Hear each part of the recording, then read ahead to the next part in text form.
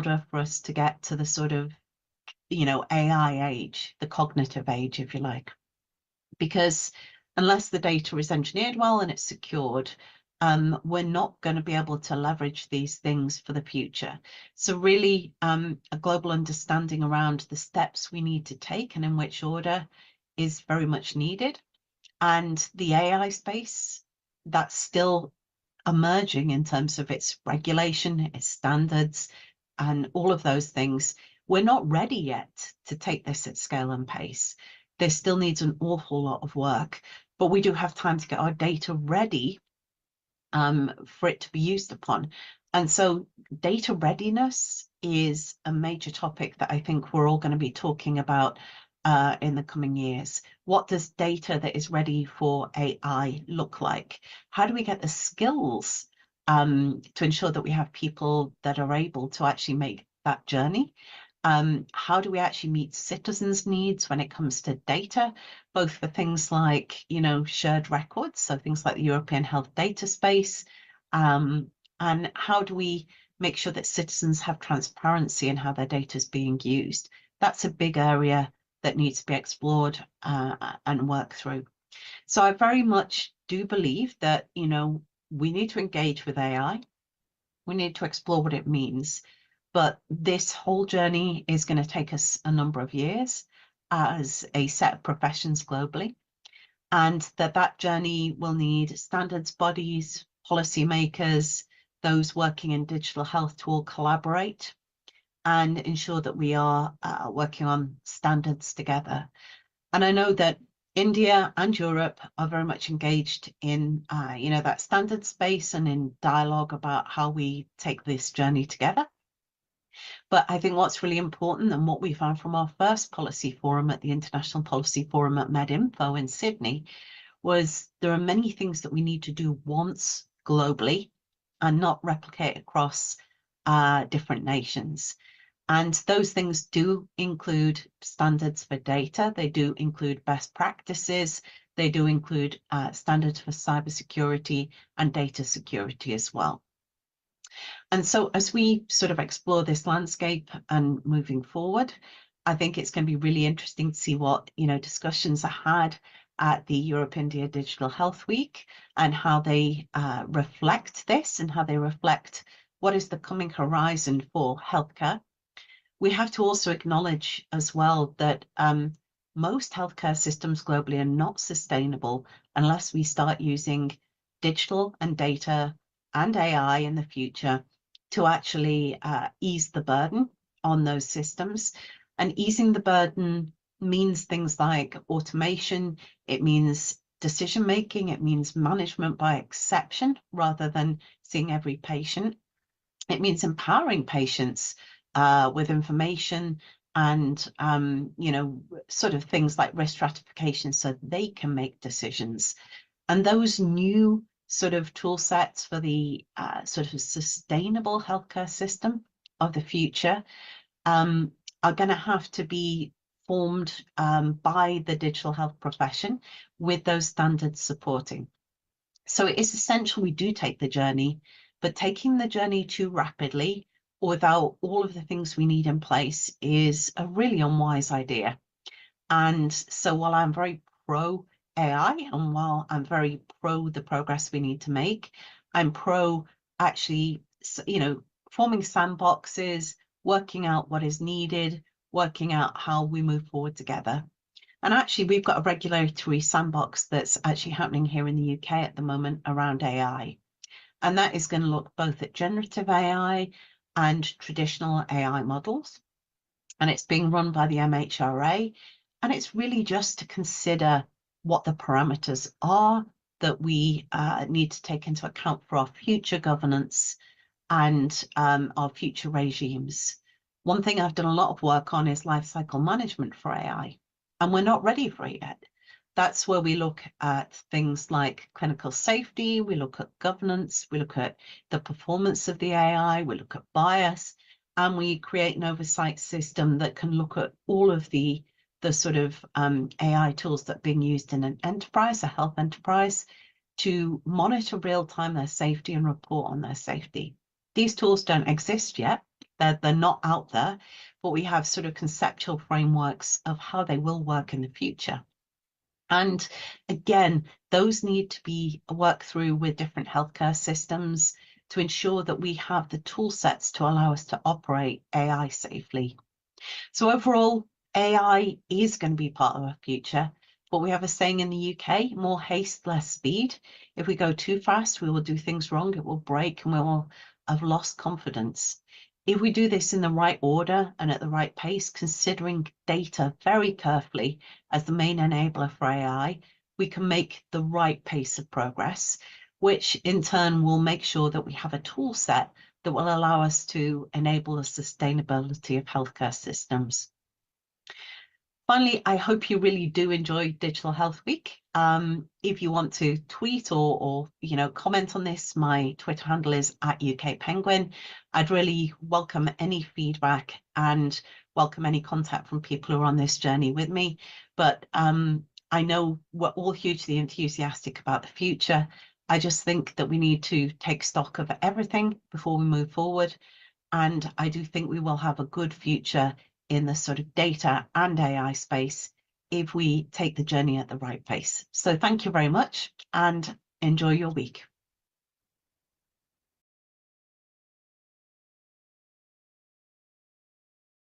So thank you, Professor Dunscombe, for this wonderful introduction.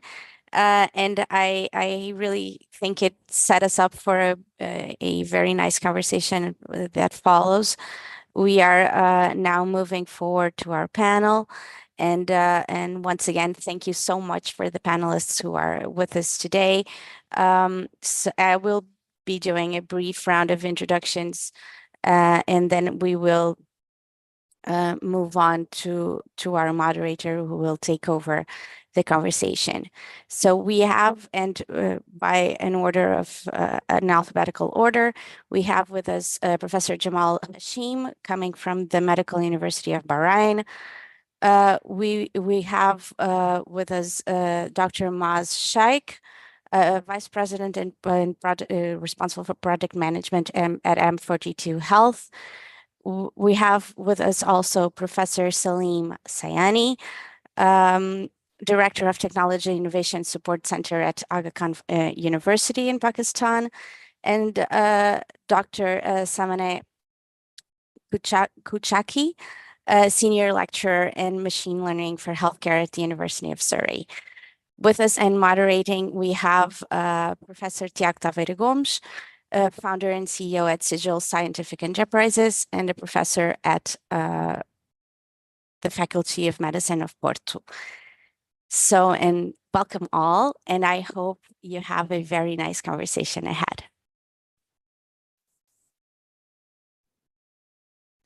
Thank you very much, Sophia, and good morning, everybody, or good afternoon. This is a very widespread session across time zones, so that's the great thing. It's a real pleasure to be here and an honor to discuss these very crucial topics. And I think that everyone here in the panel will have opinion and insight to share after this inspiring vision of Dr. Rachel. So before we delve into the actual topics that we have prepared for discussion and that I will actually share here on the Zoom chat, because it will be probably useful also for the colleagues to have in mind. I think it would be very nice to hear your thoughts in an unconstrained way and understand the perspective that each one of us is coming from, because it's not only different geographies, it's also different professional backgrounds and different ways of contributing in this road we're taking. And so I believe we will benefit a lot from that in particular. Just for some additional context, I am a family physician and a software engineer. I've been doing all my life in trying to bring better and better quality of care through digital health. And so I'm extremely interested in these topics and created this as my own personal mission, quite frankly. And we'll be very interested to hear about your thoughts. And without any further ado, I will probably follow the order of the little Zoom rectangles, if you don't mind. And so I, in first place, pass the word to Professor Sayani to hear what's your take in this field, and what's your broad perspective on this. Thank you. Thank you. I'll start just with a brief description, like introduction of me. I am currently a senior lecturer at University of Surrey. Most of my research focus is on adapting advanced machine learning approaches for healthcare applications, including integrating of existing clinical and biological knowledge in learning. I really believe that we should understand the problem and then see how we can adapt the techniques that exist for a better performance and for something that makes sense. I'll start with some statistics about like dementia. While I know that it is more general discussion, but I just want to start with something to show that the research gaps that exist. And like especially in the care planning and also data analysis in terms of the machine learning that comes into the picture. Dementia, like people who face with dementia usually spend 100,000 on their care. Some of them might even spend much more. A large portion of the care, the money that we spend in care cost in the UK is related to dementia, and they usually need to, their care is much more expensive. And there is one issue is that some of their hospital admissions usually can be avoided if we help them and if we understand the health deterioration earlier. One main point for most of these people, according to Alzheimer's Society, is that they prefer to live in their home as long as possible. But the issue is that it is a long-term condition. They might experience episodes of health-related issues such as infections, agitations, wandering. And the first time that they end up in the hospital, the suggestion might be to move them to care homes.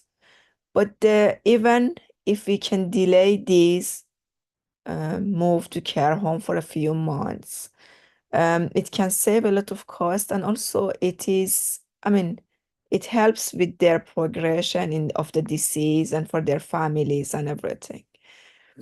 But what is the problem currently is that when they go to a memory clinic or social services for planning, everything is usually based on limited data. It's based on a few tests, and also everything depends on their care at that and their health at that time, and their sleep patterns and everything that happened in the nights before that sort of conversation with healthcare providers. And even if healthcare providers wants to access the data that is available across the healthcare records and other data which is available for the person, it is usually very time consuming, and it is not easily interpretable for them, because they have to load data across multiple fragmented systems, and interpreting them usually is not very easy either. This is one challenge. But even before the diagnosis, if we face, for example, with older population with lots of comorbidities, again, understanding that what is the main cause and helping them for an earlier diagnosis is usually not possible, because even they might not properly report the symptoms for different reasons, or because of a very short time period that they can spend with the healthcare providers. And here that machine learning comes to the picture, because for example, we have now access to electronic records that shows the care pathway for people across many years. Then there are initiatives such as UK Biobank, or like integrated care system in some of the trusts, such as Northwest London, that we can integrate across multiple data sources and develop machine learning approaches that can analyze this sort of data, provide some insight into the data, and provide visualization and interpretations that makes it easier to integrate the data across multiple sources. For example, our team at the UK Dementia Research Institute developed an in-home monitoring system to continuously monitor people and understand if there is episodes of health-related issues. That is very interesting, but then the data is super noisy because we don't want to have impact on day-to-day life. Then the question is that how we can develop machine learning approaches that can deal with such problems, such as high dimensionality, variations in granularity, like patterns changes, missing data, and a lot of other issues that comes with these problems. And that is where I look at machine learning approaches. For example, one of my research interests is around self-supervised learning and representation learning, into how we can look at the data differently. If we have sensors, can we build a graph learning approach without the need with a lot of labeled data? If the data has missing data, can we integrate the clinical knowledge into the imputation of the data? If we have clinical notes like text on a structured data and structured data, how we can integrate them. And for these machine learning approaches, because one issue is the computational cost as well, can we make them more computationally appealing, less expensive, while we don't compromise on performance of these approaches? And then can we reach to a point that we can first help people for a better diagnosis of especially long-term conditions, a better population screening? And then when they are diagnosed, because at this stage for several, like especially neurodegeneration conditions, they are left with not a proper personalized planning. Can we do machine learning based on the available data, and then reach to a point that we can help them across their care journey as well, to save cost, to improve outcome, and to help, everyone, clinical team, and the people who are involved, the families. But at the same time, because we are engineers, I feel that this should be a collaboration between like a multidisciplinary team. And that is one of my always aims and interests, which I think that we should learn the problem. We should understand that these tools are used not by us, with some other people, and then integrate views from different people, like from people who are going to use it into our system, which was always one of my interests. And that's why I feel that, I mean, developing machine learning is the easiest part in healthcare applications. Always understanding the data, proper pre-processing and validating, and building a tool that can be used in real practice are the main challenges. Thank you. Thank you very much, Professor Samane, for very insightful sharing. I could not agree more with all the things you said, and you touched a very especially important point with your example on dementia and chronic diseases, the need for all this integration, not only data, but also capabilities of the different people. If in the end we cannot reach the clinical impact, then what was the purpose of all of this, right? So thank you so much. I would like to comment a lot more, but I will pass the word to Professor Saleem, following the order of the little rectangles in Zoom. Professor, please. Thank you so much. So I agree wholeheartedly with what was just said. So little background about myself, and then I'll talk about what we are doing in terms of making sure the data is reliable before we get into AI. So as a background, I am a technologist. So I am a doctor, PhD in technology and innovations management. So that is what I do. And I work with multidisciplinary teams here within the AKU network and Aga Khan Development Network as a whole, which is in 30 countries. And we have different segments, and healthcare is one of them. And that is my area of focus. Now, coming to data and AI, it's a long debate. And it is very simple to me. Simple in the sense that you cannot have AI without having a good data set, because data set is a vehicle on which AI actually runs. So we got to make sure that we have a good foundation first in place so that we can have a good building that we can build upon that foundation. So there are so many areas that I can talk about when it comes to AI and in data. Foundation for AI success is what? Data. Data is, AI is as good as data. So garbage in, garbage out, we all know that, right? The data is standards, and then the consistency that data brings to AI algorithms. Governance, when it comes to data governance, that is so important. And in building algorithms in AI, if you need to have a good sound foundation in terms of data governance and also in terms of policy, data policy, right? So that is important. But I'll just pick one area that is really close to my heart, and that I believe is the foundation of data and moving forward. If AI algorithm would be a successful algorithm or not, that is only, it boils down to one area, and that is reducing the bias in the data.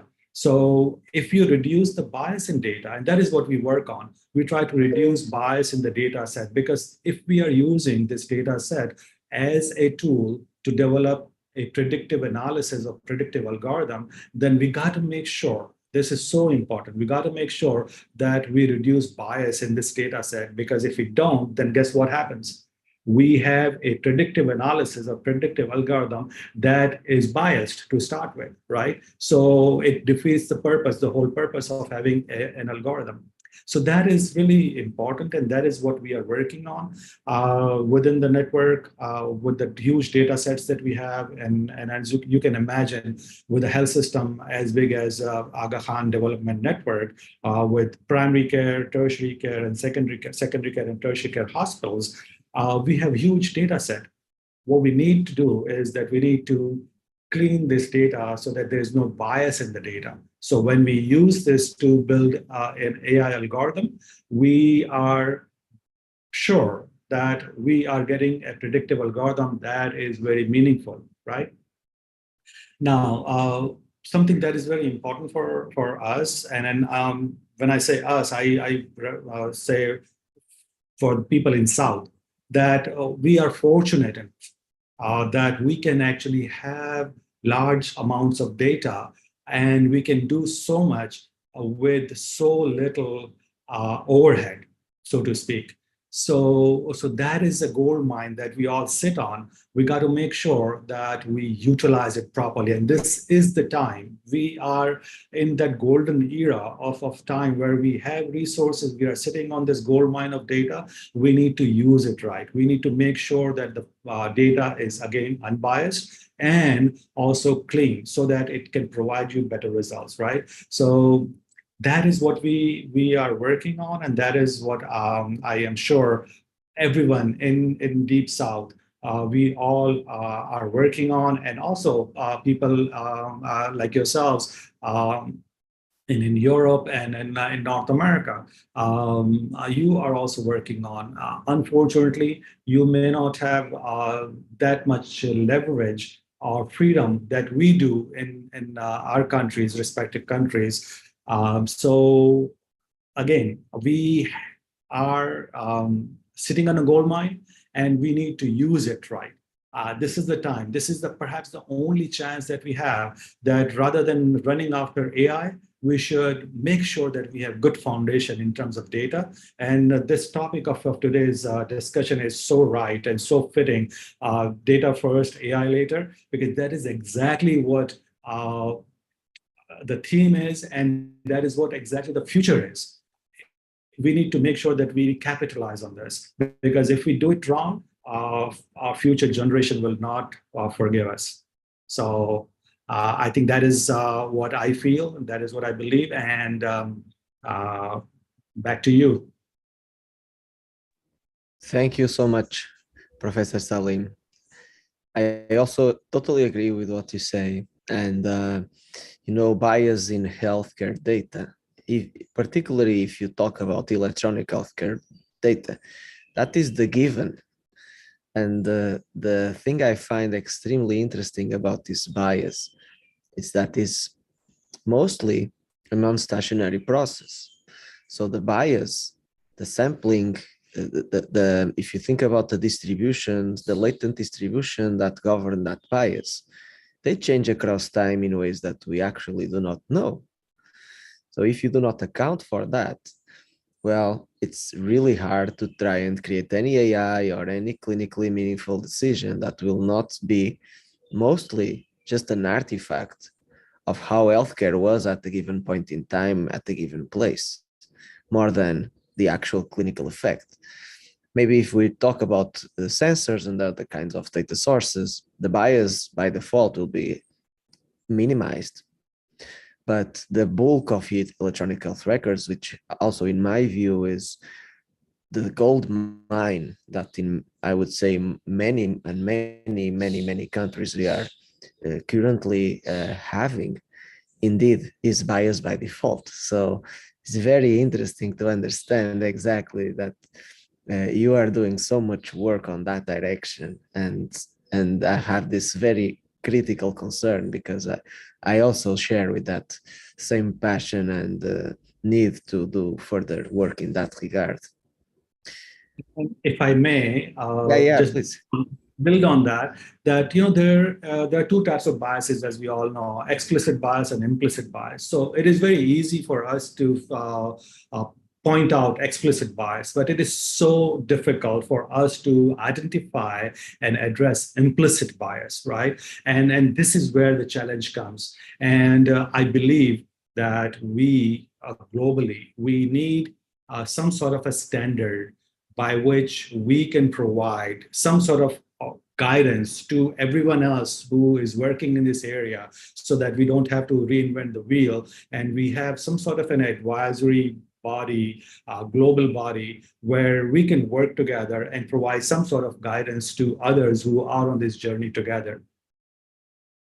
I absolutely agree with that idea, and I hope we will be able to build upon that later on the session on the topics we have. Thank you so much, Professor Saleem. And now the next little squares of Dr. Jamal Hashem. Very nice to meet you, and I pass the word to you.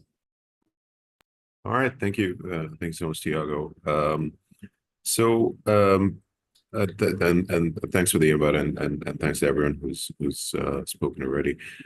So I want to touch on Dr. Samane's point about data reliability and the location of care when AI becomes fully integrated into clinical practice.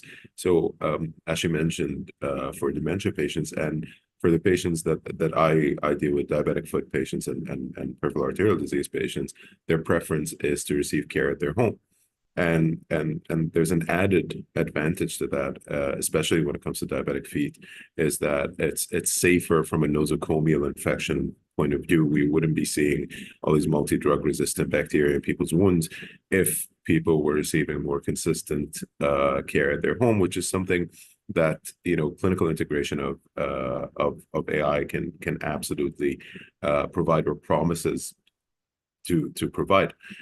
Now back to where it all stems from, which is the data, and everyone's made very valid points about the fact that the data that we have needs a lot of cleaning.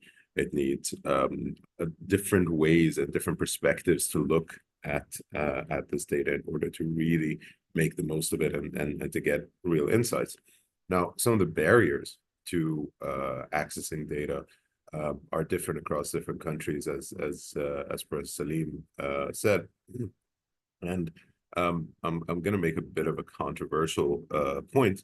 I totally despise the GDPR, right? I think we can all agree that data privacy protection is very important, and it's very important that patients have ownership of their data. However, I feel that the GDPR is a bit of an overcorrection. I feel that it's steered to the other side, and that it can stifle innovation if it's very difficult to do an audit of your own practice if you follow the strict rule of the law. So I think that an overhaul of data privacy protection regulations with a view to how it can support innovation while maintaining patient and anonymity is a very important step if we are to really reach the potential of machine learning and deep learning clinical applications. One idea is if you look at Sweden and their organ donation system, they have an opt-in instead of an opt-out system, and that was introduced years ago, and that led to a huge uptake and a huge number of people registering as organ donors, because instead of signing to say I want to become an organ donor, you sign to say, oh, I don't want to become an organ donor. And so simple measures like creating an opt-in system where patients who are admitted to the hospital or patients who come to a clinic visit can sort of have the risks and benefits explained to them, and then opt in for their data to be utilized for developing machine learning and deep learning applications that benefit them and similar patients. That's one way to do this. Now, of course, you'll run into the wall of, you can't store patients' data for more than 5 years or this or that, or you can't, unless you have an explicit reason to store patients' data, then you can't store it. I mean, to me, that's, again, another one of those things that stifles innovation, right? Because, you might be considering a clinical problem, pondering on a clinical problem, and, don't have access to the data to sort of fiddle around with it, see if it's a valid idea or if it's not. But if you have a sort of opt-in system, if you have a longer data retention time, then that again can truly support innovation. Now, the other sort of the flip side of this coin is, how do we protect this data, right? Because I'm sure we can all, I know there are multiple people working on this at the moment. If you consider an app that creates a completely automatable system for delivering insulin to children with type 1 diabetes, by looking at what they eat, their age, their BMI, et cetera, and all these factors, and connecting this app to an insulin pump, right? Now, that sounds like a fantastic idea because children are notoriously bad at managing, their type 1 diabetes unless they have a lot of education, a lot of intelligence, and a lot of familiar supervision. But now imagine that someone goes in and hacks the underlying algorithm. Now you're talking about, 100,000 kids receiving the wrong dose of insulin instead of, if one physician makes a mistake with one patient, then you're talking about, one patient. I'm not saying that, one person's life is less important than 100,000, but, the impact will definitely reverberates more loudly if it impacts 100,000 people than impacts one. So the question is, how far do we want to take this? There are 5 levels of automation, as I'm sure everyone here is aware of. Do we really want to go all the way to level 5, or are the risks of maximum fully automatable AI clinical systems, do they outweigh the benefits? I think yes.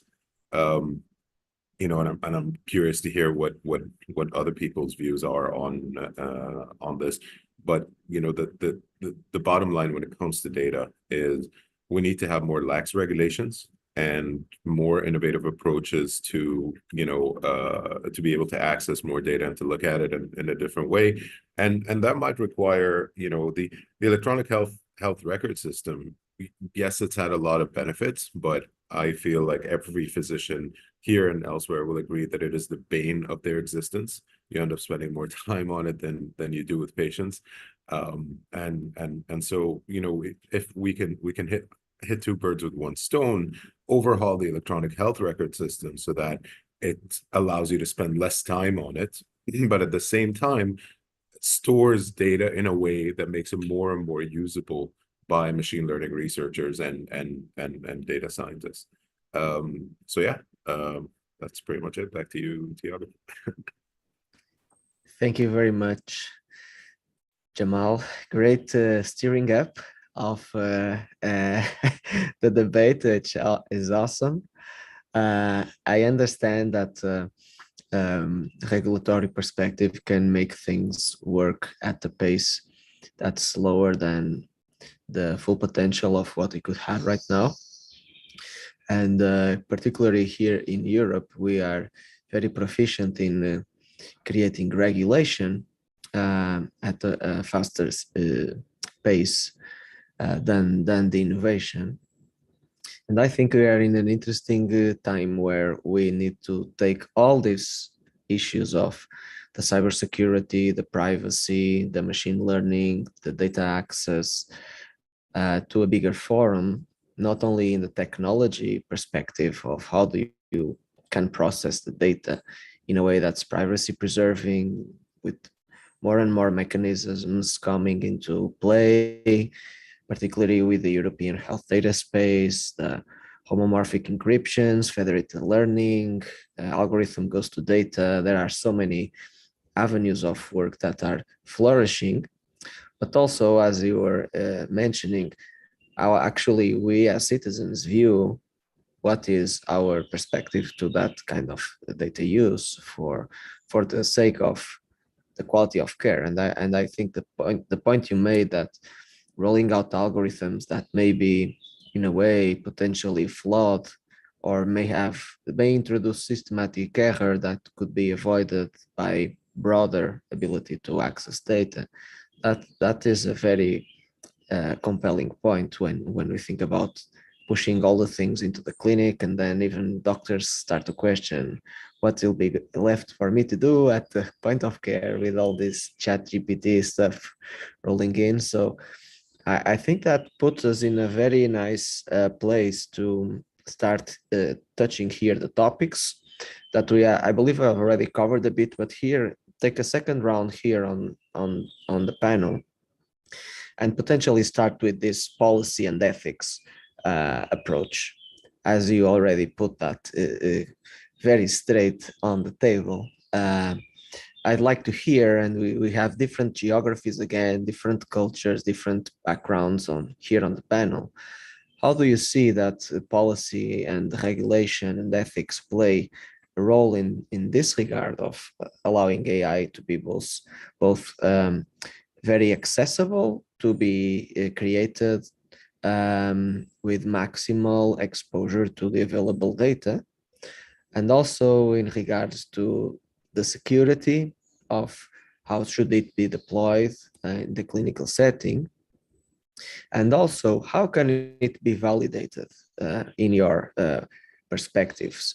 Because as a clinician, and I trust that you feel this, if you look at the big number of publications that there are in AI in clinical setting, it's very hard to find any publications that go beyond an internal validation of the algorithms. It's very rare that you see actually algorithms being tested in an externally validation setting that actually shows that they really work. And I think the contrast is very stark when you compare, for example, with what you could call very primitive algorithms of machine learning, which are some of the classical calculations used in medicine every day, like the estimated glomerular filtration rate. That's a very basic machine learning on some kind of regression, but it is a machine learning in a basic way, and it is externally validated before you actually use that to do any kind of dose adjust of medications. Or if you think of spirometry outputs, which is amazing in my view, because what the output is percentage of predicted values. So the spirometry equations, they are very pretty much machine learning for decades, and they are externally validated worldwide before you actually use them. And they are questioned and they are upgraded. So we have this standard of things that we use, and they are very basic. They just give you a number. They don't decide anything, right? How do you see this comparison of classical medicine instruments that actually have been scrutinized and keep being scrutinized, and now all this new AI, which is way more powerful in potential? And how are we going to scrutinize it when the regulator even feel more and more complications on how to regulate on the algorithm that will train online across time? So if it works now, how do I know it will work properly later? So just to put here this into perspective, I will do a second round. And I think at this point, we can be more interactive. If anyone wants to talk or just raise the hand so we can pass the word and get as much as collective discussion. But I will start again with Dr. Samane to hear your thoughts on this, and then do the round again, please.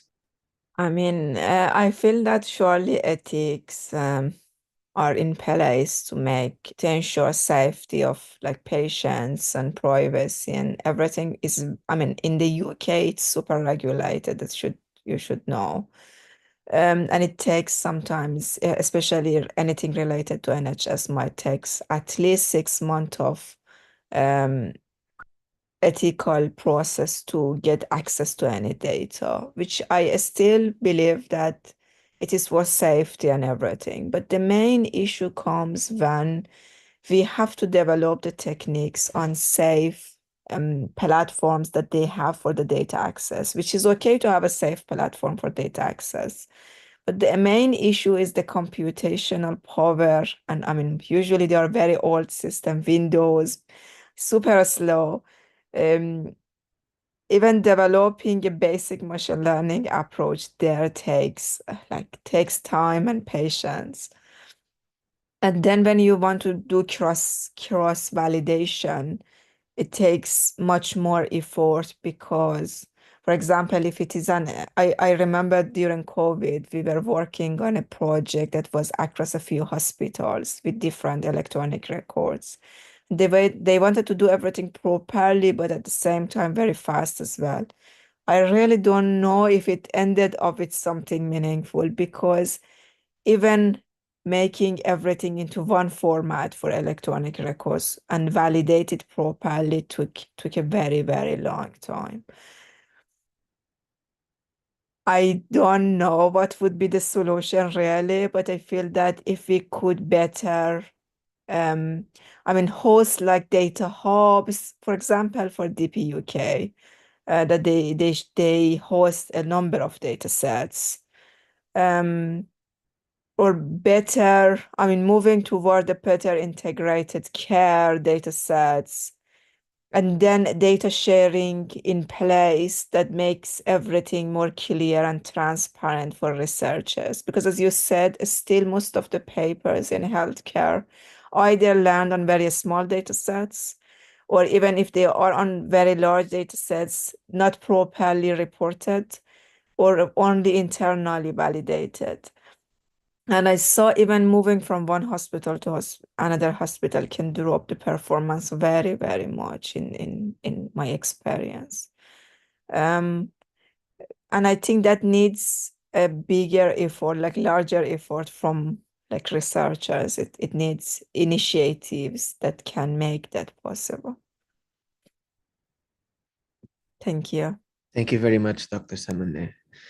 Very insightful. When we see things changing from one hospital to the other, we question how big is the bias, like Professor Saleem was touching. So to you, Professor Saleem, what's your insight on this?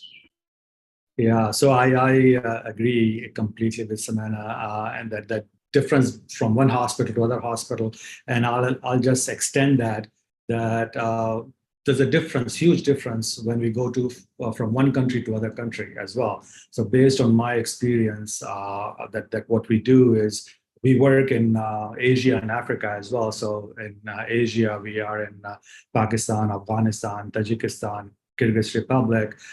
In Africa, we are in Kenya, Tanzania, Uganda. So what I have seen based on my experience is that, there's, so we all know, and as Jamal talked about earlier, that policy is so rigid and it is so outdated. It is lagging behind innovation that we have. And there's a huge, very clear reason why that is the case. Because innovation is mostly driven by private sector and policy is public sector, right? So that's the huge difference. So we need to bridge that gap as leaders in this domain. I think that is our duty, that is our job, that we need to bridge this gap. And how can we do that? That's the question, right? So based on my experience in Pakistan, I'll just share this with you, that it only works when you partner with government, Ministry of Health or Department of Health in respective provinces or at a national level, and you make sure that they're part of this, whatever project, that data project you have or innovation project that you have, that is addressing healthcare needs of the people. Then Department of Health or Minister of Health has the ownership from day one. They are part of when you are conceptualizing the idea, when you're designing the idea, and also you are implementing this idea. The reason why we do that, or why we should do that, is because if we follow all that, then sustainability becomes a non-issue, because then it is sustained by the government. Because one of the challenges that we all face is that, hey, we have this grant, we have this funding, we implement a great idea, but once donor funding ends, then, project ends, right? And then people have no advocacy for it. Minister of Health has no advocacy for it because they were not part of it, right? So as this group, and we are fortunate that we have this group that is representing so many countries and so many regions, we should create awareness in government sector that why we need to have more relaxed policies or policies that match innovation, the speed of innovation, so that there would be a good balance. Otherwise, there's no point. We always will be struggling. And in Pakistan, actually, we are fortunate that I was able to do that with the Gilgit and Baltistan government and Khyber Pakhtunkhwa government with an innovation that we implemented. And guess what? Now they own it. and they changed their policy based on this one innovative project. So idea is that, if we make sure that government, public sector is part of our journey along with us, because they are going to sustain everything that we do, right? So that it will have some results. Otherwise, we always will be struggling, and we always will be saying, well, public sector is not at the speed that they should be, but they will never be at the speed at that should be if we don't hold their hand and we don't pull them with us. That is the challenge, and I think that is a challenge to all of us, and we should rise to that challenge. Thank you. Yeah, Professor Saleem, amazing. I am feeling that I should have learned about all these initiatives in the countries you mentioned before, because it seems there are many lessons for us to learn as well, to port into what we're doing in Europe and in other regions as a path for success in this regard. So very, very, very interesting to learn about this this insight of how things could really work. And Dr. Jamal, you started this, you ignited this one, so back to you. All right, thanks. So I have to say I totally agree with Professor Saleem and Dr. Salmaneh on the importance of collaborating with the public sector, and that it truly is the only way forward. Here in Bahrain, the government actually has released its plan for integration of AI into all public and private sectors as part of their 2030 vision. And where there's a government organization here called Temkeen, and they just launched. This is an organization that supports small and medium sized enterprises, and they've just launched grants for private companies that are working on integrating AI solutions into their products. So the pace, as you said, Dr. Saleem, can be a bit slow, but things are happening, and they're moving in the right direction. Now, Dr. Salmaneh had mentioned one thing, and Tiago, you commented on about the basically when the algorithm moves from one hospital to another, the outcomes change, and that could be due to bias. It could be due to the fact that we serve different patient populations when we work in different hospitals. But to me, it's a very interesting distinction between human physicians and the hypothetical AI physician in the future / current clinical AI applications. Because if I move from one hospital to another, unless obviously the equipment and the setting is very different, then my practice will stay the same. And again, like, this goes back to why I believe we shouldn't have fully automatable AI systems. Another reason why you might see drift down the line and with time is, let's say, for example, you've developed an algorithm for managing mild cases of asthma, fully automated it. Eventually, what will happen is you'll only see severe cases of asthma in the hospital. So the natural history of the disease, or the natural history of the disease that we're exposed to in the healthcare sector, will change and evolve. So I don't believe that this is an avoidable issue. One solution that comes to mind is advanced AI agentic workflow that basically constantly tests and retests for model drift, and automatically tries to access new data, retrain, and so on. So the back end process, actually automating that might not be such a bad thing, as long as you have the right regulatory insight. But it then brings on another issue, which is I'm not trying to be controversial on purpose, Iago, but it's just it's just a difficult thing to talk about without, you know, bringing us some controversy, which is the issue of liability. You know, who's liable when the algorithm makes a mistake? At the moment where, you know, in most domains, our intelligence still supersedes AI intelligence, then it's clear that we're reliable. But as things progress, right? Can you hold a 6-year-old child accountable for you know, their father or mother not driving right and getting into a car accident? You know, because that, you know, once we hit super intelligence, that's the kind of narrative that we're looking at. You know, one solution from the vaccine world, right, is to collectivize the risk. So what vaccine manufacturers in the US, as some of you may already know, what they do is they have a pooled fund which they all contribute to, and people who suffer adverse effects from vaccinations then can basically, when they, you know, when they sue a particular company, instead of the money coming from that company, it comes from this collective fund. But you know, but this just solves the monetary issue of liability. It doesn't come close to touching on patient outcomes and adverse patient outcomes and the quality of life that's lost, or years of life that are lost. So, you know, it's a very difficult one to say. And then let's say that, you know, I bring an algorithm with me from the hospital that I was working at to a new hospital, and now it's not performing as well.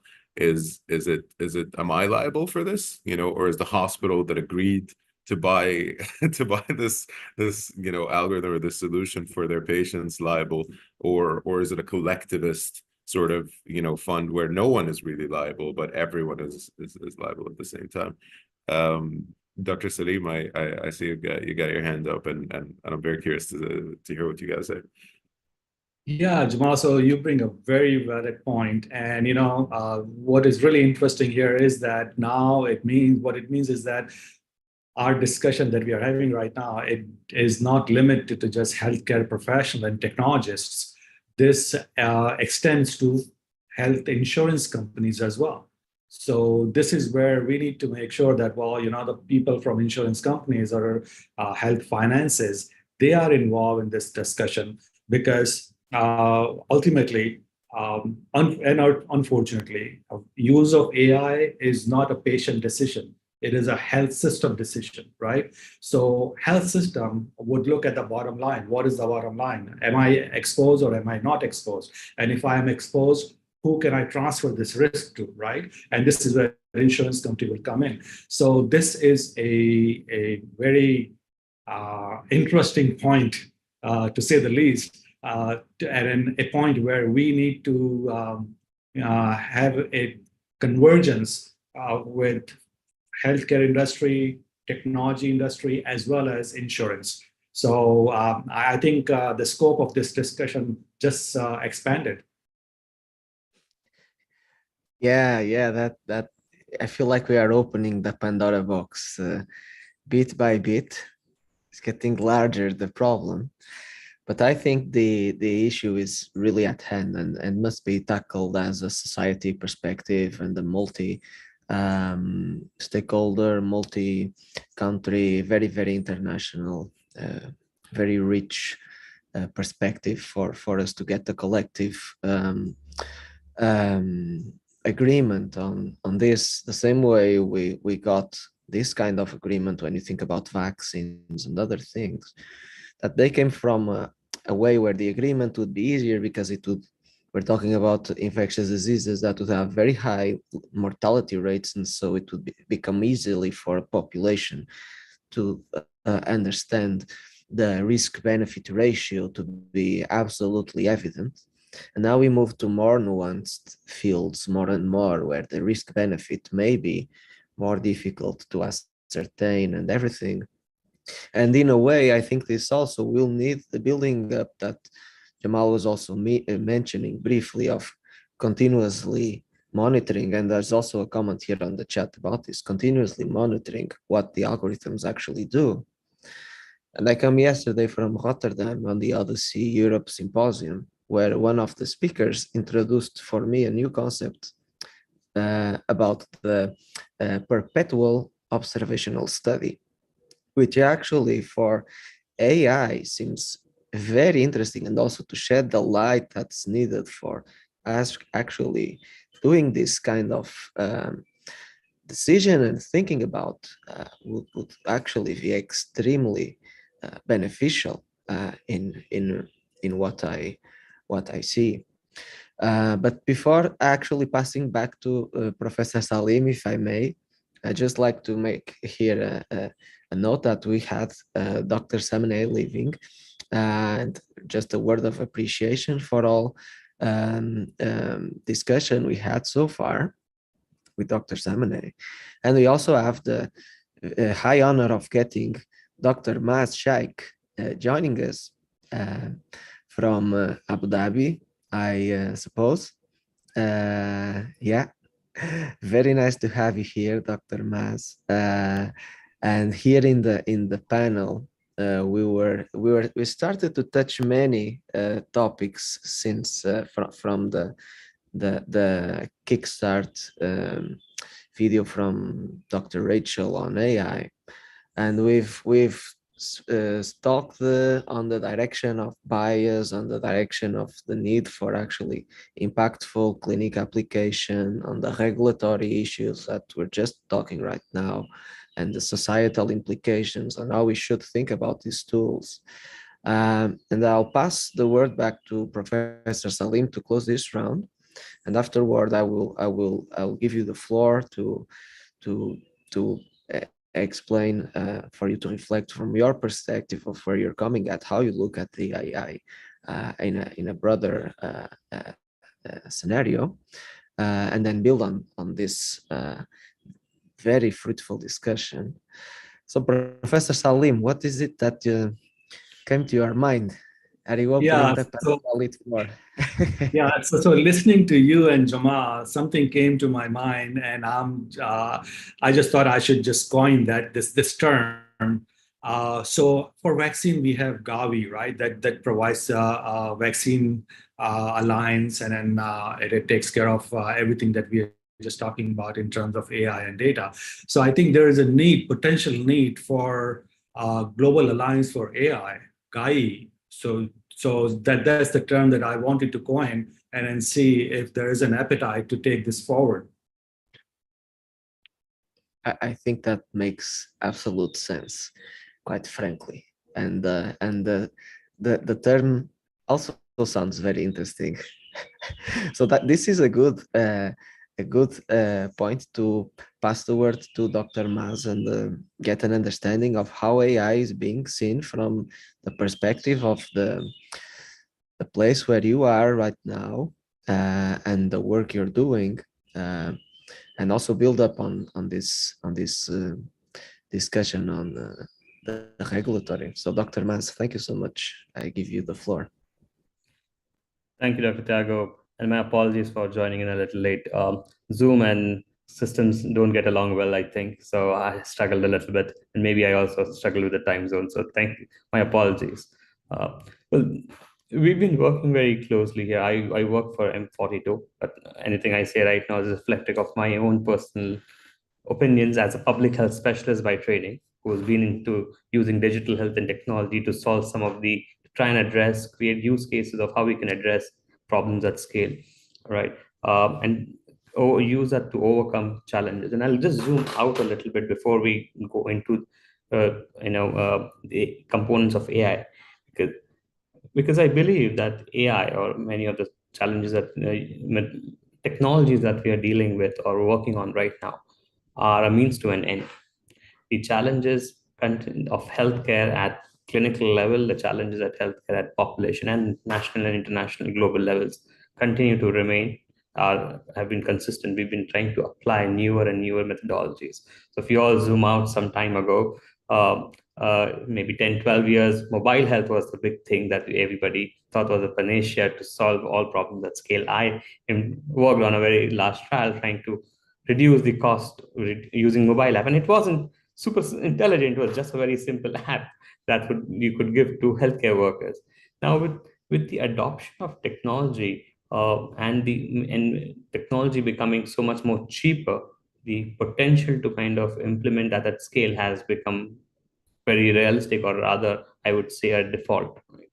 And that's where I think the next frontier of innovation in anything that we say in terms of in healthcare, both at an individual level as well as a clinical level as well as a population level, could benefit a lot from the use of AI. The some of the technologies, for example, uh, uh, like teleconsultation and telemedicine that started to pick up, say, in the late 2000s or early 2010s. They were a novelty and a novice then, and but given the way of changes that have happened in the adoption of technology, both from clinician perspective, non-clinical provider perspective, as well as the patients who are now more acceptable to the use of technology as part of everyday life, they make it a lot more easier to then now start to say, can we actually explore AI to make this more efficient? Because the challenges that bogged healthcare 10 years ago in the absence of regular technology are now become important even in the context of newer technology. So now we have teleconsultation. Now can we apply cognitive technologies to teleconsultation to make them better? Or can we use generative AI to kind of support the consumption of information? As information grows, there has been larger and larger, increasingly, I would say, increasing volumes and pressures of cognitive overload, information overload on providers, clinicians, and everyone to be able to be up to date with that information, to be able to consume that information in a meaningful way. And therefore, the pressures on the system to be able to disseminate this information outside. So my take on generally AI, because as we say, how can I come from a world where we say, let's do no harm first, right? So how can we actually ensure that we start from a point where we start not repeat our mistakes and don't make it a little worse before we make it a little better ahead? So in that context, how can we actually help how can we use these AI technologies, cognitive solutions, and even far lesser evolved technologies, but at a more higher level of adoption or acceptability of use in regular practice, to consume the current science, the current evidence, this thing, and put it back and get it into practice? And therefore, some of those areas, like, for example, being able to access information more faster, there is more data available than it could be earlier, was available earlier, but can it be consumed in a way that was any better than before? Can we use cognitive technologies? Can we use generative AI to apply to those problems, which are far more separated from the ability to make decisions, but more directed towards the point of saying, can we help providers consume this information so that they can make decisions better? I am working on that piece of the track. Thank you very much, Dr. Maaz.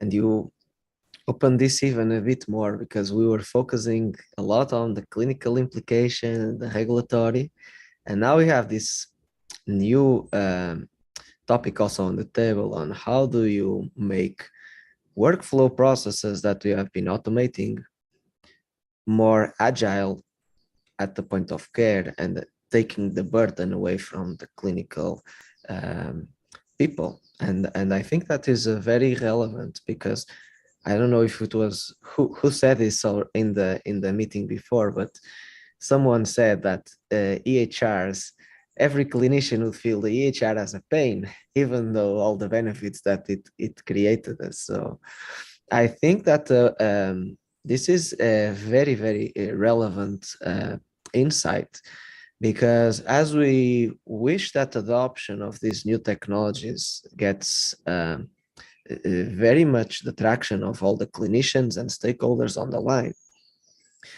I believe that going head on clinical side, of course, we could have tremendous impact, but we're also talking about this very nuanced risk-benefit ratios that we've been discussing so far.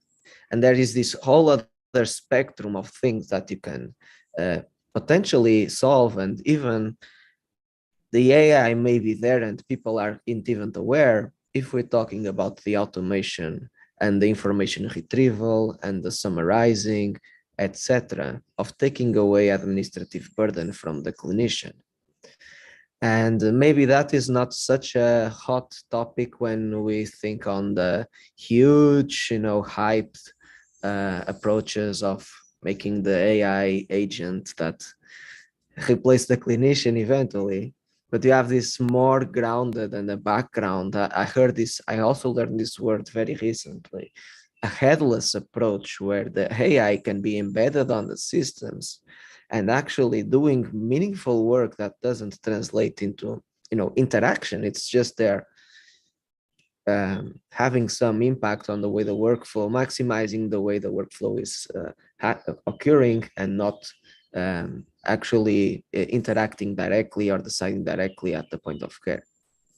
And now that you brought this one, I think it would be great to do a round again, looking at how actually AI in this more operational side of things can be of a benefit. And also, how do you see that relates to the problems we discussed so far with the ethical and policy implications, the data accessibility, all those fields? How do you see that happening on building on top of this direction of more operational side of AI on the EHRs and on the healthcare system as a whole?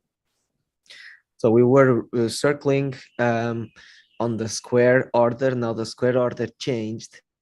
So I will pass maybe to Professor Saleem, just to have some rule of following the order of the little squares, if you are available. And then we also hear Dr. Jamal, and then Dr. Maaz again. So Professor, please.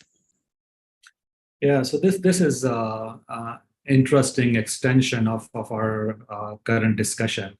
So so in terms of policy, right, we got to make sure that we have enabling policies in respective regions and countries to enable the promotion of AI. And so that is the building block that we need to have first in place. But once we do that, then it becomes very easy for us to have to extend this into our operations. Because if we do it other way around, then we always struggle. We always face challenges in terms of approvals, permissions, and all that stuff, right? So in my experience, my suggestion is that we go with top to bottom approach in this, not the other way around. Usually, we should have approach both ways, so that top to bottom, bottoms up, and then top to down.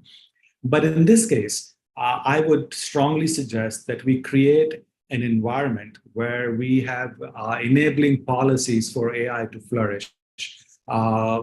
Because if that is not the case, we always will struggle. And I've seen that. I've seen that in Africa, countries in Africa. I've seen this in countries in Asia. So it is so very important for us to have that. And, unfortunately, in the public sector, as I said earlier, at times you don't see that capacity. So it is our job, it is our mandate, or it should be our mandate to build that capacity there. Because, if we don't do that, then we will never be able to achieve what we really dream to achieve and what we want to achieve. So it is very important for us to ensure that we build that capacity in the public sector, because that is where we are going to make our lives easy. And that is where we are going to make sure that whatever we do has an impact. And it is a lasting impact. It is not a short-term impact, because I have resources as a health system. I can do certain things within my health system, but what happens beyond that health system?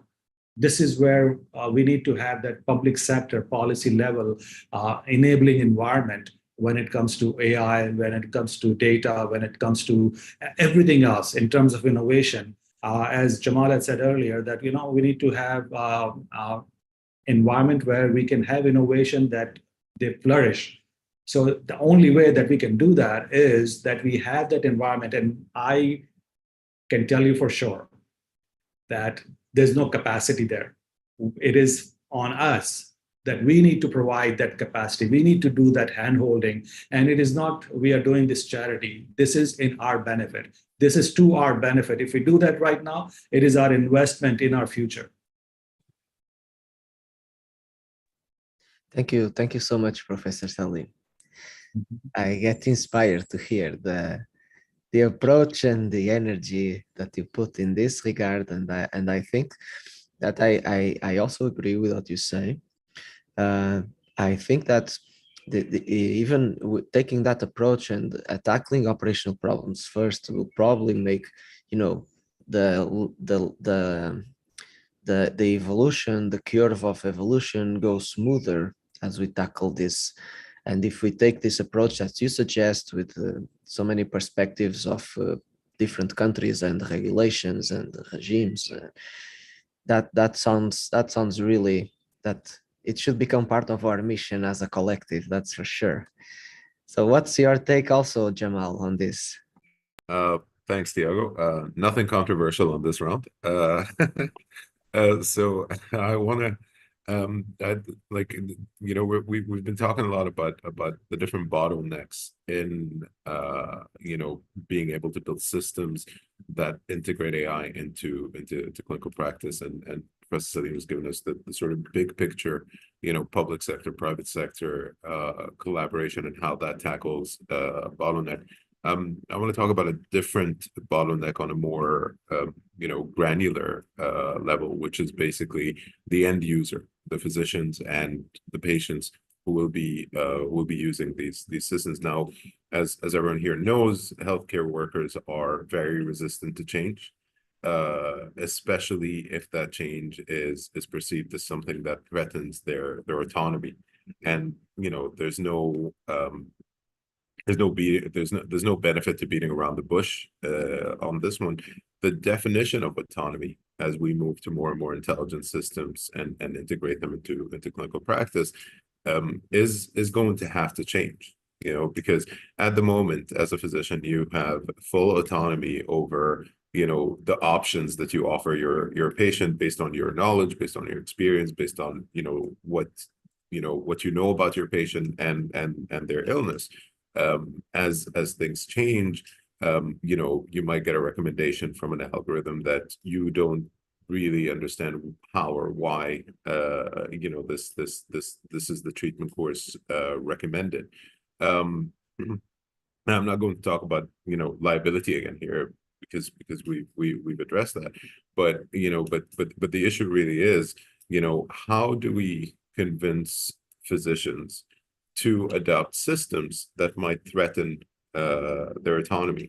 And this is not a perfect solution, but it is one possible solution. And I'd like to hear everyone's thoughts on what other solutions might be. The very obvious one is to engage physicians and patients in developing AI systems from the design stage onwards. To do that, we have to sort of bridge the gap, the language gap between AI developers and clinicians. And I think Dr. Samane early on talked about how the most important thing is not just getting access to the data and not just doing the machine learning part of things, but understanding really what the issues are, what the pain points are, and so on. And so training physicians in AI competencies is really, really important. I know the Canadian I can't remember what the association is called, but the association that produces the CanMeds competencies have recently added digital competencies to their list of competencies. At RCSI, where I work, we've introduced an AI in healthcare module to year 3 students that aims basically at giving them big picture, understanding ethics, being able to evaluate AI in healthcare solutions, and the more interested ones will give them some training in no-code and low-code platforms, just to try and build their competencies in this sphere. And I think that's a very important barrier to overcome if we are to get AI to actually have an impact on clinical practice. Thanks. I think that's a very, very insightful sharing, Jamal, and I totally also resonate with that. I'm one of the things I'm trying to do is advocate for a new profile of people that maybe I would call them the clinician data scientist that could fill that exact gap. In my view, we need to make the intersection of fields bigger and bigger and bigger. And we have a hand from Lisbeth Siderius. I'm not sure if I'm pronouncing the name correctly. I'm sorry if that's not the case.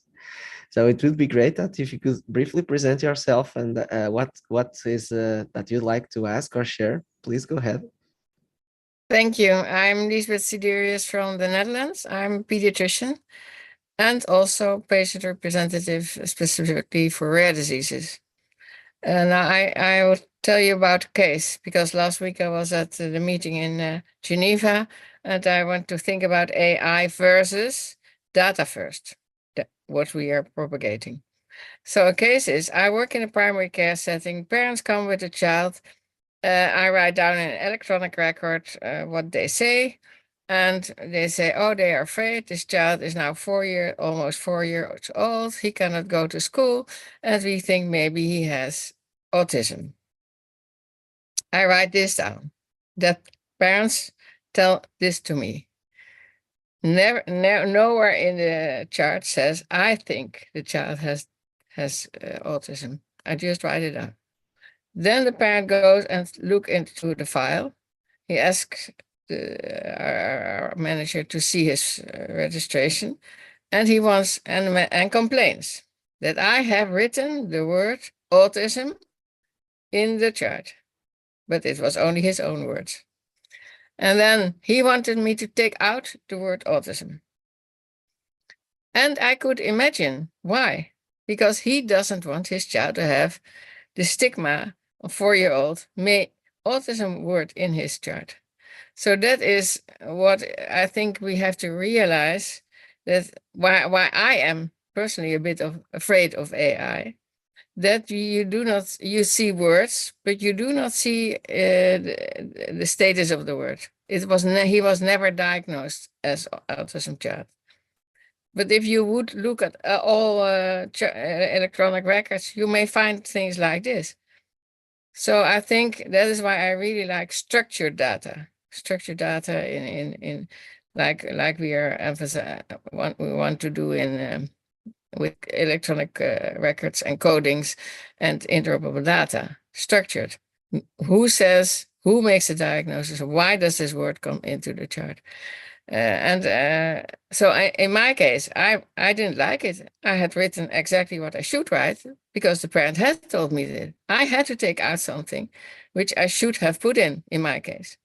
But I could also understand the parent. So this is for the discussion and a sort of ethical and political thing, but more ethical. And AI people should realize these sort of problems. Dr. Lisbeth, thank you so much for this sharing. I think that first person sharing of the difficulties and the cases puts everything into a very concrete perspective. And this fits very well with what we've been discussing about the bias. And now you bring in additional sources of bias that the data may have and in the context. And so maybe I will, Professor Saleem, would you like to comment on this? And we do a round of discussion about this topic. I think that the topics keep flourishing, even if we don't follow exactly the plan. We are getting in a very much richer place. At least that's what I'm feeling. So I would like that we take this contribution of Dr. Lisbeth and build up on this. Thank you so much. Professor Saleem, what's your perspective on this? Yeah, so I would just extend the comment that Jamal had made earlier, and that is the need for AI education in medicine. So, and then I heard him say that there was a module that was added to third-year students as well. So I think that is all good, but there is another way to actually address that, because our future is AI. Future is data and AI, right? Whether we agree, we like it, we don't like it, but that is what it is, right? So how can we make sure that we are serving to the population that we are supposed to serve? So that is our doctors, current doctors and future doctors, right? So one way to do that, in my opinion, is making it as a part of continuing medical education. So when you go for your recertification, every 3 years, every 5 years, whatever the case may be, you may have a module in AI that you have to actually know what is AI, what it can do, what it is doing, and all that, so current trends. And your competency is measured based on that, so that, then it is not just one module that was in your third year that you read, you studied, and then there's no continuing education behind it, because with the speed that technology is moving, we need to have this every year rather than 3 years. But I would settle with 3 years if it is CME for 3 years. So that is another way to actually see that. Thank you, Professor. I also see Dr. Maaz with the hand raised, so please go ahead. Thank you, Dr. Tiago. I had something else to say, but I think Dr. Liston's remark completely changed my mind. I wanted to tie in what Dr. Jamal said, Dr. Saleem mentioned, because they too tie in really well. In order to achieve scale and in order to prepare ourselves for the future, we need to do something that keeps the primary user, which is the healthcare providers, motivated and engaged. And while training is one of the parts, Dr. Jamal really raised a very important topic of how do we keep them satisfied by not taking away their autonomy. Spoke about autonomy. And thank you, Dr. Liston, that the example that you mentioned so very well seeps into that perfect spot where you're saying, how do we kind of,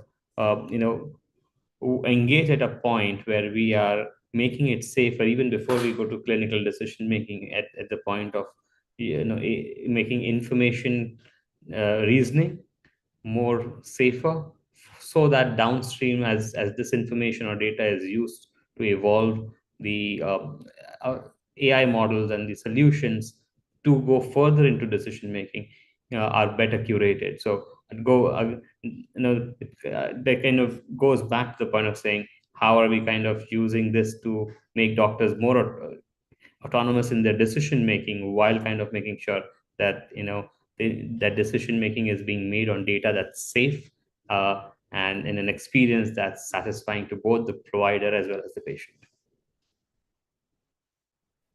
Thank you very much, Dr. Mazit. I think these contributions are very relevant, and they also raise the point that AI can be a helper, have a protective role for the physicians in these cases, if we think about it as a tool that may help understand, may help bring the context of the decisions clearer once we have to bind into putting a diagnosis that we may face this kind of challenges Dr. Elizabeth meant of the parents wanting it to be outside of the chart. So maybe we can also look at AI here as an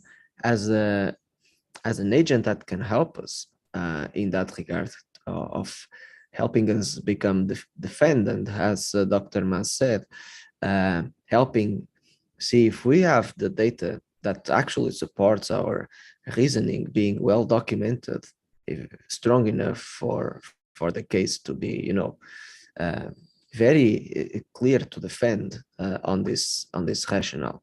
I understand that the issue at hand comes, maybe we can use the term that comes from, I would say, pretty much US side of medicine, of the defensive medicine, that will also face more and more to be a challenge. And maybe AI can also take here a place and help in the situations like Dr. Lisbeth meant. I will pass the word again to Dr. Lisbeth and also then Dr. Jamal for his insight as well. So please, Dr. Lisbeth. This case was just about how you can look into charts, other people can look into charts without knowing the whole perspective. So if the computer would look into the chart without knowing the whole perspective, that I am sort of afraid of. If we do not define exactly what data, how the data are structured, so that's why I'm very fond of data first. It's not, I did not make a diagnosis. I know very well, none of you AI people have to help me to diagnose autism. I know very well. It's very easy. And we do it all the world a bit the same. So we know, as doctors, we know very well, if you have this, if you see a very pale child, if you see a yellow child, I know what to do. In one case, I do bilirubin, in the other case, I do hemoglobin. Very simple. But these data have to be structured. A yellow child, do bilirubin, and that we know. But the data we put into our child should be structured this way. And that can be done with the international codings like LOINC and ACD, and we can transport it with FHIR, and then the structure is there. With this structure, you can do AI, not without this structure. And I'm very now strong for this because it will be dangerous. As sort of now I mean, you can educate doctors on AI, but you first have to educate them on data. Thank you for the contribution. I think the guardrails around data make a lot of sense indeed. And maybe Dr. Jamal, you want to extend on these comments? Yeah, sure. Thanks. I think Dr. Elizabeth's point is very pertinent. Again, to the autonomy discussion. The idea, and to make this work is to see how we can empower physicians with AI rather than take away their autonomy or take away things that they're very good at doing. And the risk of over reliance comes to mind as well, because Dr. Elizabeth has a lot of experience in pediatrics, and as she said, for her, it's very simple to make this diagnosis, very simple to triage patients and address their needs. But for the upcoming generation of physicians, it won't be so easy, and it won't be so clear, especially if a lot of the clinical reasoning is taken over by AI systems. Then we'll find ourselves at risk of having the same thing that occurred with advanced imaging, and the way that impacted people's clinical reasoning abilities. Then it can become even worse. So I totally agree with your point, Dr. Elizabeth, that yes, we should educate them about AI. Yes, we should educate them about data, but we should also double down on educating them about, having solid clinical judgment. Now, when, it all depends really on how we apply AI in the clinic, and that, I guess, is the central question. What is the approach we take? There's a really great book called Power and Prediction. And it talks about the concept of decoupling, prediction from judgment. So with our clinical reasoning, we're able to predict which child has autism and which child, doesn't have autism or has a different, has a different condition on the spectrum, for example. But then it goes down to the judgment of the physician and their understanding of the context, right, and understanding of the parents and the situation overall, to take the right action that's right for the child, or right for for the patient. So, you know, we don't necessarily have to take away people's autonomy and decision making. We can just provide them with the predictions. If we, you know, if we apply it as a predictive machine, we can provide them with the predictions and then let them use their judgment. And I feel like that might be a happy medium, right? Where you get data-driven insights, but you still have, you know, the human in the loop making the judgment. Now, that will be good enough for now. That will be good enough for the level of, you know, AI development that we have at the moment. But then the question that always comes to my mind is, you know, when we arrive at superintelligence, or not necessarily superintelligence in every domain, but, you know, if in my field or your field, AI you know, algorithms have surpassed human intelligence, should we then continue to rely on human intelligence in these fields when it might not be as safe as applying an AI solution? You know, it's a very difficult, you know, these are very difficult questions to answer. I'm sorry that I'm giving more questions than answers, really, but it, you know, it is that is the state that we're in. The future is not very clear, but you know, we have, like, at the moment we have the power to contribute to designing it, right? We just have to see, like, what, you know, what values we want to design it based on. Dr. Jamal, that makes a lot of sense, and I think this insight that come from different medical specialties here are sitting on the table. They really enrich the spectrum of things. We are getting close to our time for this session, so we still have 7 minutes before I pass back to Sophia for wrapping up. And I will just launch a final thing on the table before giving the floor to each of the panelists. And Dr. Elizabeth will also be very welcome that you had your hand raised to actually also contribute, which is looking at large language models and all the expectation that has been built around them, and looking at all these nuances and complications that we've been talking here about, the complexity of healthcare data, how we are not really there yet regarding to data standardization, properly capturing the context of the data to actually do any proper machine reasoning with safety and efficacy that we need. So this is a bit provocative, but do you think it is in this LLM era that we will be able to actually have a clinical impact with the current tools that we have and that are getting this huge use on so many fields, or do you think we're not there yet? And is it going to be another set of tools, or how do you see the future from where we are now that LLMs are such a mainstream thing, and almost no one knew about LLMs like 1 year ago? Yeah. So maybe I'll do this final round, and so then we close off with this interrogation mark, and maybe with a follow-up session. But starting with Dr. Maaz, what's your take quickly? So, Dr. Thiago, and I would say technology is going to evolve. It's never going to get perfect. If you never knew about this technology 6 months ago or a year ago, it was there. It wasn't usable, or it wasn't viable to kind of use that technology.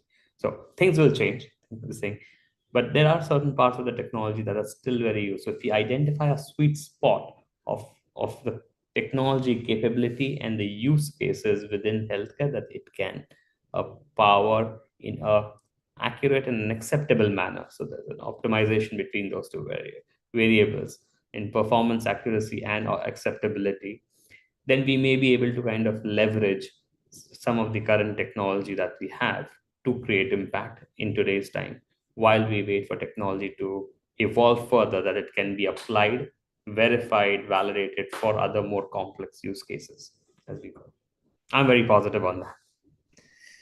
Great to hear that from you, Dr. Maaz. Thank you. Professor Saleem. Yeah, thank you. So, in my opinion, LLMs tend to hallucinate. So we got to be very careful.